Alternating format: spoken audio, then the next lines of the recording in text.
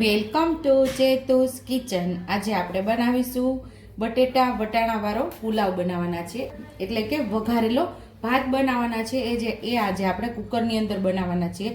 લગ્ન પ્રસંગમાં જતા હોય અને એકને એક મિષ્ટાન ને બધું ખાઈને કંટાળી ગયા હોય તો આવો એક સાંજના જમવામાં વઘારેલો ભાત ખાવાની ખૂબ મજા આવે છે.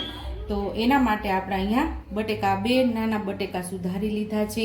અહીંયા 1 વાટકી જેટલો ભાત લીધો છે, એટલે કે ચોખ્ખા લીધા છે. અને 2 નાની ડુંગળી અહીંયા સુધારી લીધી છે. અહીંયા વટાણા આપણે ફોલી લીધા છે. અહીંયા આદુ આપણે ખમણી લીધું છે. 2 લીલા મરચાં અહીંયા ઝીણા ઝીણા સુધારી લીધા છે. 1 લસણનો ગાંઠિયો ફોલી અને એની પેસ્ટ તૈયાર કરી છે. અને 1 મોટું ટમેટું આપણે અહીંયા સુધારી લીધું છે. અહીંયા આપણે મીઠા લીમડાના પાન લીધા છે. અહીંયા આપણે લીલા ધાણા લીધા છે અને મીઠું અહીંયા સ્વાદ મુજબ આપણે મીઠાનો ઉપયોગ કરશું. વઘાર માટે તેલ, બાકી રેગ્યુલર મસાલાની અંદરથી મસાલાનો ઉપયોગ કરશું. તો ચાલો ભાત બનાવવાની શરૂઆત કરશું, એટલે કે વઘારેલો ભાત બનાવીએ. આજે બાઉલની અંદર ભાત લઈ અને આપણે આને ધોઈ લઈશું. આપણે ગેસ ચાલુ કરી અને કુકર રાખી દીધું છે અને કુકરમાં 1 નાના ચમચા જેટલું તેલ ઉમેર્યું છે ને તેલને આપણે સરસ ગરમ થવા દઈશું. તો અહીંયા આપણું તેલ ગરમ થઈ ગયું છે. તો 4 આપણે લવિંગ લીધા છે અને 1 તજનો ટુકડો લીધો છે, એ આપણે ઉમેરી દઈશું.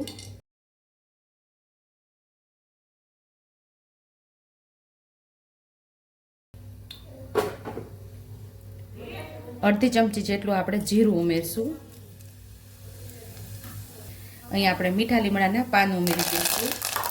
અહીંયા લીલા મરચાં પણ ઉમેરી દઈશું. 5 ચમચી જેટલી હિંગ ઉમેરશું. અહીંયા આપણે ડુંગળી ઉમેરી દઈશું.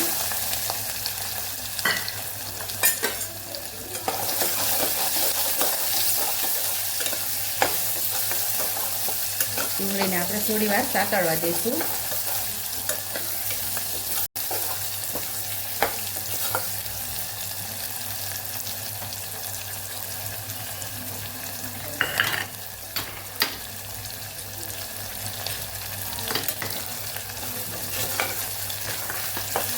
અહીંયા આપણે ડુંગળી થોડી વાર સતળાઈ ગઈ છે, તો અહીંયા આપણે આદુ ઉમેરી દઈશું.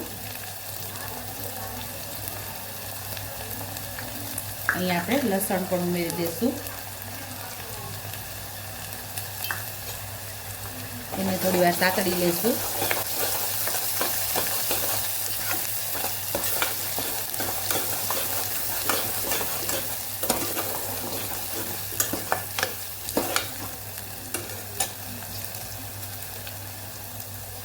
ટમેટા ઉમેરી દઈશું.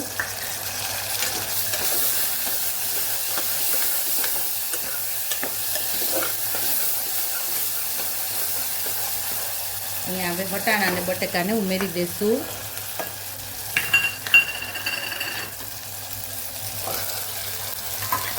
અને તેલ સાથે સરસ મસાલામાં સરસ મિક્સ કરી લઈશું. હવે આપણે બધા મસાલા કરીશું.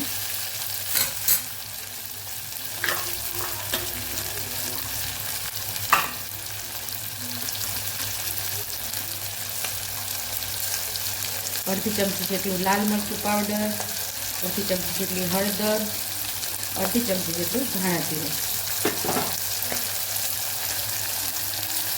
સ્વાદ મુજબ મીઠું, બધું સરસ મિક્સ કરી લઈશું.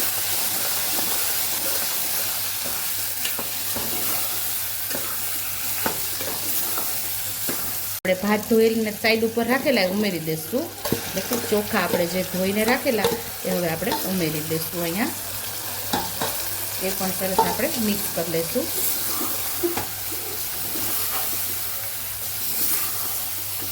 આજે આપણે અહીંયા વટાણા ઉમેરેલા છે. તમારી પાસે લીલા ચણા હોય એ પણ તમે અહીંયા ઉમેરી શકો છો.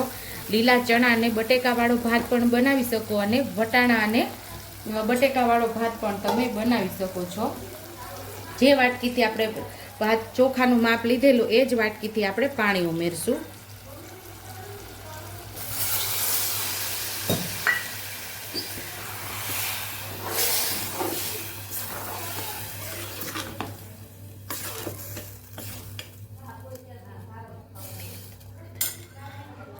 થોડા લીલા ધાણા ઉમેરી દઈશું.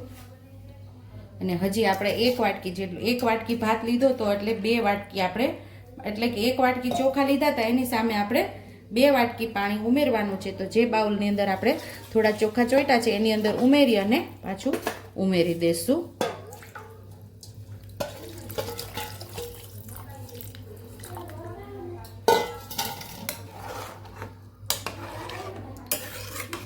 હવે આની અંદર હવા ભરાય ત્યાં સુધી ફાસ્ટ ગેસ રાખશું અને પછી સાવ ધીમા ગેસ ઉપર આપણે 2 સીટી લેશું.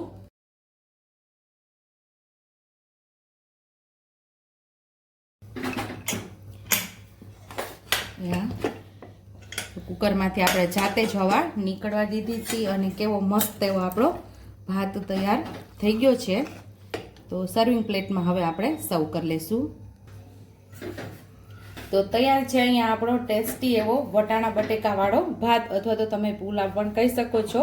ઉપરથી આપણે લીલા ધાણા ગાર્નિશ કરી દઈશું.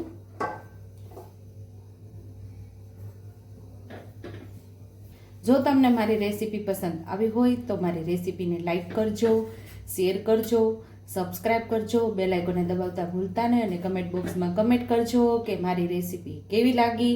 તો આવજો.